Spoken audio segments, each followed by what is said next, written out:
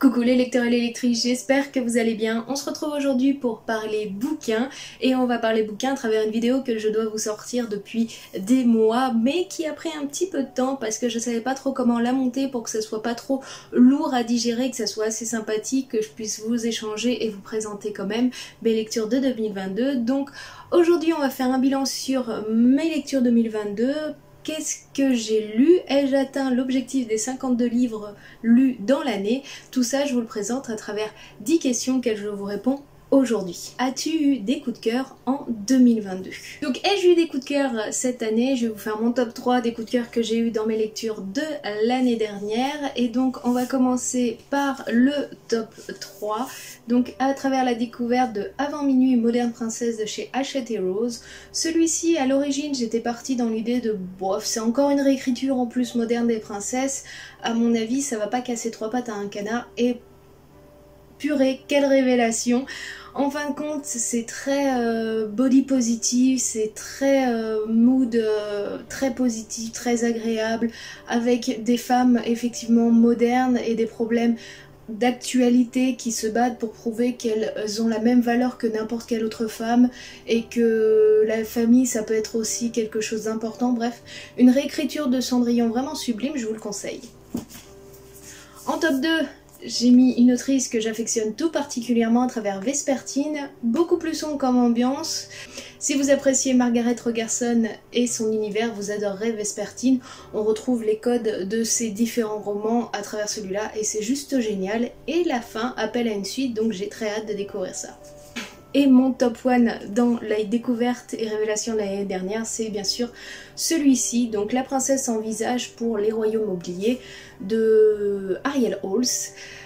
Alors pareil, celui-ci j'étais partie sur wow, la couverture elle est sympa, j'ai hâte de découvrir, c'est l'univers des Fae.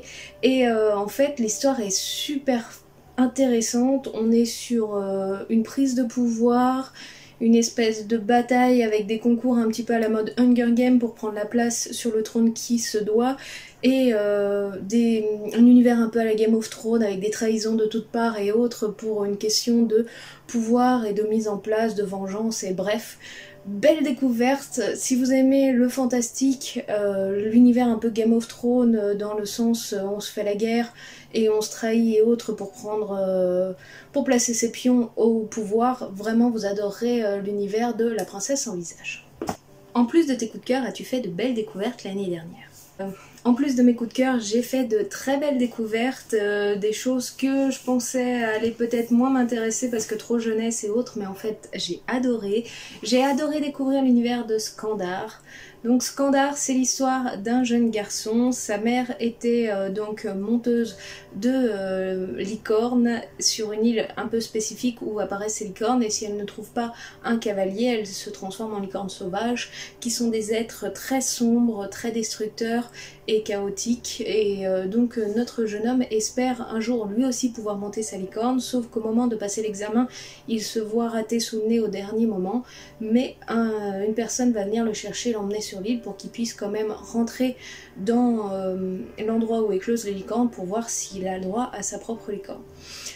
L'ambiance est très sympathique, on a un univers un peu à Harry Potter avec une espèce d'école de cavaliers où chaque cavalier est défini par un élément, où notre héros est très différent des autres, sa licorne c'est signe de malheur et la plupart du temps les cavaliers sont expulsés et les licornes tuées parce que beaucoup trop dangereuses. Bref, beaucoup de mystères, beaucoup de magie et d'aventure et des personnages et des créatures auxquelles on a moins l'habitude de les voir ainsi qui sont très intéressants. Belle découverte aussi à travers L'or sort coule dans tes veines qui mélange donc horreur et panthéon nordique. On va découvrir une jeune fille qui a un passé trouble au sein de sa famille et qui va avoir des révélations tout au long du livre. Mélange entre donc fantasy et fantasy nordique avec les dieux, très intéressant. Et la dernière découverte, on reste sur le panthéon nordique avec donc Légende d'Asgard, la tête de Mimir, où là vous allez suivre les aventures de Heimdall et de Sif pour sauver le royaume d'Asgard. Très intéressant aussi. Pourquoi les deux là ont été des coups de cœur? Parce que j'aime beaucoup le panthéon de tout ce qui est nordique et je trouve que l'aborder de telle manière est très intéressant. As-tu eu des déceptions lors de tes lectures en 2022? Alors là, je dois vous avouer que côté déception, j'en ai pas eu beaucoup. Généralement, je suis assez facile de lecture, j'aime beaucoup de choses et puis je m'oriente surtout sur ce que j'aime en général. Mais je me suis laissée tenter par quelque chose qui est présenté par beaucoup de monde et qui plaît énormément, la saga Blackwater. Et donc je me suis plongée dans le premier roman en me disant bah ça a l'air sympathique, c'est un roman historique et en plus il y a un côté un peu fantastique avec cette jeune femme inconnue qui sort de nulle part. Et ben pour moi ça n'a pas marché, l'histoire m'a pas fait rêver et en fin de compte j'ai vraiment pas apprécié le premier tome de Blackwater. Je ne plongerai pas dans le reste de la saga, mais voilà, pour moi c'est pas un coup de cœur. Ce livre là a du potentiel réellement, hein. L'histoire est courte, comme je vous ai dit, la présentation est plutôt bien faite, on suit la même famille qui évolue au fur et à mesure des romans, mais voilà, moi la magie n'a pas marché pour moi, donc Blackwater, déception 2022. As-tu eu des lectures entamées mais pas terminées pour 2022? Alors j'en ai eu quelques-unes effectivement et dans les 3 principales que je me souviens, il y en a sûrement d'autres en cours. Il y a eu Happily Ever Iceland que je vous présenterai donc à la fin de la semaine, je vais le terminer cette fois-ci. Il y a eu Souveraine qui est très intéressant, mais j'ai du mal avec le passage des différentes zones avec nos différents protagonistes. Il y a énormément d'histoires en même temps et c'est peut-être ce qui m'a fait un peu lâcher le truc. Et The Prison Healer, donc là pareil, je l'ai entamé, l'histoire est plutôt cool aussi, mais j'étais pas dans un bon mood de lecture. Le tome 2 devrait pas tarder à sortir, peut-être que je vous ferai la lecture du 1 et du 2 en même temps pour vous le présenter, ça sera la bonne occasion. Quels ont été tes auteurs favoris pour 2022 et le sont-ils encore pour 2023? Alors j'avoue, en termes juste d'auteur, pas de maison d'édition, parce que je vous en parlerai juste après, mais en général tous les livres Disney, je saute sur l'occasion pour les lire, mais en termes d'auteurs que j'apprécie et que j'achète à chaque fois, il y a donc Alexiane Delis qui là actuellement on est dans sa saga 200 d'écume et de glace, où le tome 3 ne devrait pas tarder à sortir. Il y a bien sûr, comme vous l'aurez compris, Margaret Rogerson, donc là avec Vespertine et autres, mais j'attends des suites. Mais c'est une autrice qui à chaque fois sort un roman, je saute dessus, j'adore son univers et ses personnages, ils sont juste géniaux. Et enfin que j'ai découvert donc avec son premier tome, c'est-à-dire La maison au bord de la mer, Séreux-Hélène, il y a T.J. Klune, que j'adore aussi, je trouve ses lectures hyper doudou, hyper agréables et donc à chaque fois qu'un roman sort, je saute dessus pour le lire. Même s'il aborde des thèmes un peu sombres, il le fait de telle manière que vous passez juste d'excellents moments. As-tu une maison d'édition que tu ne loupes jamais? Alors comme je vous l'ai dit juste un peu plus tôt, en général les Disney achètent, donc là j'ai pris la catégorie vilain, mais tous les Disney achètent Heroes, je les achète parce que je suis une très grande fan de l'univers Disney. Alors tous les livres ne s'équivaut pas, des sagas sont très très cool, la saga Twisted Tale est super sympa, la saga vilain est super cool, mais voilà, dès qu'il y a un livre Disney en général je saute sur l'occasion et j'avoue que j'ai eu pas mal de coups de cœur sur tout ce qui est les éditions de Saxus en mode relié, donc les beaux livres etc. Celui-là est encore sous blister, faudrait que je le lise. Mais de Saxus fait des dingueries au niveau des belles éditions. Je fais attention de ne pas acheter à chaque fois juste parce que c'est joli, je regarde si le résumé du livre me plaît parce que ça reste quand même des éditions qui sont un peu chères, mais c'est vrai que De Saxus a réussi à sortir son épingle du jeu, mais il commence à être rattrapé par Brajlon et Big Bang qui font aussi des très très belles éditions reliées. Mais voilà, pour 2022 j'ai surtout craqué sur du Disney Hachette Heroes et sur du De Saxus. As-tu testé un nouveau genre de lecture que celui que tu fais d'habitude? Alors comme vous l'aurez compris, régulièrement je ne lis plutôt que du young adulte et en général plutôt tout ce qui est fantasy et autres. Et je dois avouer que non, je ne suis pas sortie des sentiers battus. J'aimerais essayer d'autres genres, peut-être de la fantasy plus adulte, de la dark fantasy et autres. Mais à voir parce que souvent le problème des dark fantasy, que je vous avoue pour ma part, ce qui me fait un petit peu peur, c'est que c'est des gros pavés et 1000 pages... c'est un petit peu lourd à lire d'un coup, je suis une lectrice qui lit effectivement très lentement, donc moi je suis à 1 page 1 minute, si mon esprit arrive à rester focus c'est plutôt pas mal, donc j'adore lire mais je suis pas très très bonne lectrice, c'est hélas le problème, donc en général je me table sur maximum des livres de 500, 600, 700 pages max. Après c'est vrai que j'ai un petit peu peur que ça me décourage, donc à voir si je change un peu de genre en 2023, mais pour le moment on reste sur de la fantasy, young adult, Disney, bref, tout ce que j'apprécie. As-tu des regrets de livres non lus en 2022? Alors oui, principalement de piles à lire que j'ai à la maison que j'ai pas lu et que je regrette de ne pas avoir lu mais qu'on va rattraper en 2023. Il y a le dernier tome donc de l'Ascension de Camelot, La Malédiction d'Excalibur. C'est le dernier tome de cette trilogie-là. J'ai hâte de la terminer parce que je trouve la trilogie très intéressante. Ça met en avant les femmes et autres. Et en plus, c'est une réécriture de la légende arthurienne. Bref. Cette saga-là, je suis un peu triste d'être passée à côté, donc on rattrapera ça en 2023. Les carnets de l'apothicaire, donc le roman, parce que j'ai adoré les mangas et j'aimerais vraiment faire une comparaison entre le roman et le manga, vous en parlez aussi.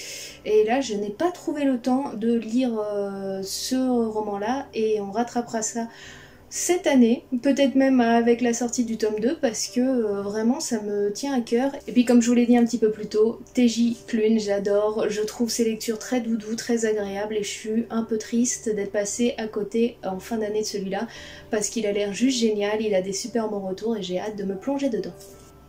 Donc combien de livres as-tu lu en 2022? Es-tu arrivé à l'objectif des 52 livres? On va faire le compte ensemble.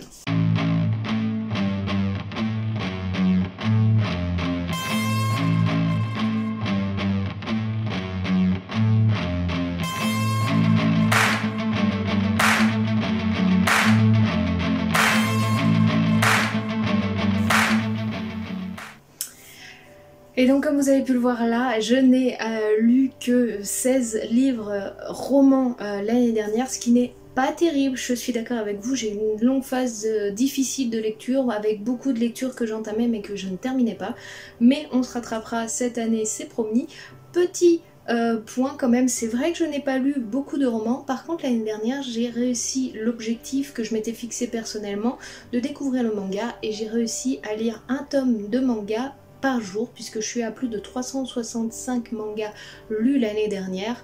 Si vous souhaitez que je vous présente mes sagas favorites et autres, je pourrais vous faire une vidéo spécifique autour du manga. En attendant, moi je faisais ma liste à travers Manga Collect. Je vous conseille cette petite application si vous lisez les mangas. Ça vous permet non seulement de mettre en favori vos sagas préférées, de vous dire quand sort le prochain tome, de vous dire où vous en êtes dans votre lecture et autres, et ça c'est plutôt pratique parce que souvent en ayant travaillé dans le commerce du livre, je me suis retrouvée avec des clients qui savaient plus trop quelle saga et quel tome ils avaient acheté de leur saga favorite, et Manga Collect est un site très pratique sur ce côté-là.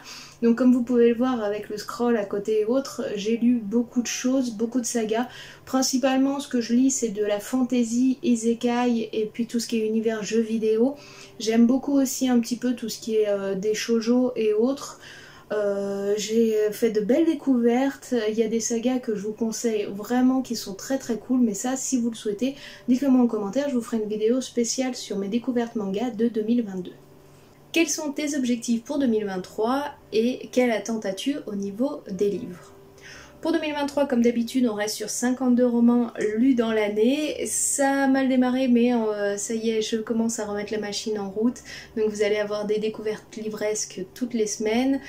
Et puis sinon, mes attentes en termes de livres cette année, le dernier tome pour la saga 200 d'écume et de glace, donc Atlantis qui devrait sortir d'ici très peu de temps, le tome 2 de la saga Scandar que j'attends aussi avec impatience qui a l'air plutôt cool, le tome 2 des carnets de l'apothicaire, les Twisted Tales puisque cette année ils en ont prévu 2.